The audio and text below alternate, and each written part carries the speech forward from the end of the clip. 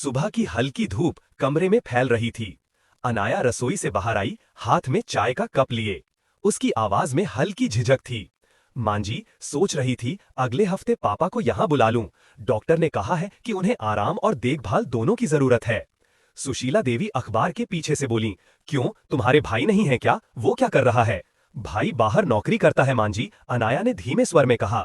भाभी के 2 छोटे बच्चे हैं। डॉक्टर ने कहा है कुछ दिन किसी के साथ रहें तो अच्छा रहेगा। सुशीला देवी ने अखबार मोड़ा, आवाज थोड़ी सख्त हुई। तो तुम चाहती हो कि तुम्हारे पापा यहाँ रहें, बस कुछ दिन, जब तक ठीक न हो जाएं? अनाया, उन्होंने तीखे स्वर में कहा। ये घर मेरे पति का था, अब मेरे बेटे का है, किसी पराई औरत का नहीं। पराई? ये शब्द अनाया के दिल में चुभ गया। हाँ पराई, सुशीला बोली। बहू होकर अपने बाप को यहाँ बसाने चली आई हो, क्या ये घर धर्मशाला है? इतना कहकर वो उठी और कमरे से निकल गईं।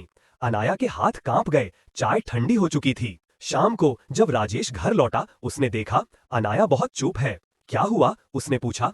कुछ नहीं, बस सिर दर्द है, उसने मुस्कुरा कर कहा। राजेश उसके पास बैठ गया। सच बताओ, माँ ने कुछ कहा? कुछ पल चुप रहकर अनाया बोली, मैं बस चाहती थी कि पापा यहाँ रहें। वो अकेले हैं, पर मांझी को लगता है मैं पराई हूँ। राजेश ने उसका हाथ थामा। अनाया, अगर ये घर मेरा है तो उतना ही तुम्हारा भी है।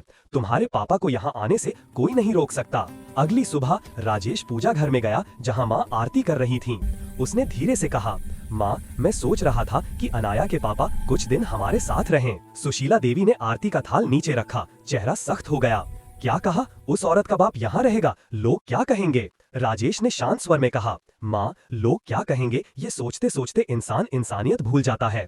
एक बेटी अपने पिता की सेवा करना चाहती है, हमें गर्व होना चाहिए उस पर। राजेश, ये घर परायों के लिए नहीं है। राजेश बोला, माँ, जब पिताजी बीमार थे आपने कहा था घर वहीं होता है जहाँ अपनापन हो, तो अब अपनापन बदल क्यों गया? ये सुनकर सुशीला देवी कुछ पल के लिए चुप रहीं। उनकी आंखों में हल्का कंपन था, पर वो कुछ बोली नहीं। रात को वो अपने कमरे में अकेली बैठी, एक पुराना एल्बम खोला, तस्वीरें पलटती रहीं।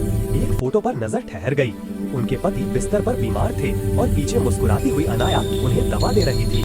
उनकी आंखें भर आईं, धीरे से खुद से बोली, वही तो थी जिसने मेरे पति की सेवा की और मैं उसी को पराई कह बैठी। लैंप की हल्की रोशनी में उनका चेहरा थरथरा उठा। अगली सुबह दरवाजे पर दस्तक हुई। अनाया ने खोला, सामने उसके पिता मोहन लाल जी, हाथ में छोटा बैग, आंखों में स्नेह और झिझक। पापा? अनाया की आंखों से आंसू बहने निकले। पीछे से सुशीला देवी की आवाज आई, अंदर आइए मोहनलाल जी, आपकी बेटी बहुत दिनों से आपका इंतजार कर रही है। अनाया ने पलट कर देखा, मांझी के चेहरे पर अब कठोरता नहीं, बस स्नेह और शांति थी। वो आगे बढ़ी, इस घर में अब किसी को पराया कहने की इजाजत नहीं होगी। घर तब बनता है जब दिलों में जगह होती है, दीवारों में नहीं।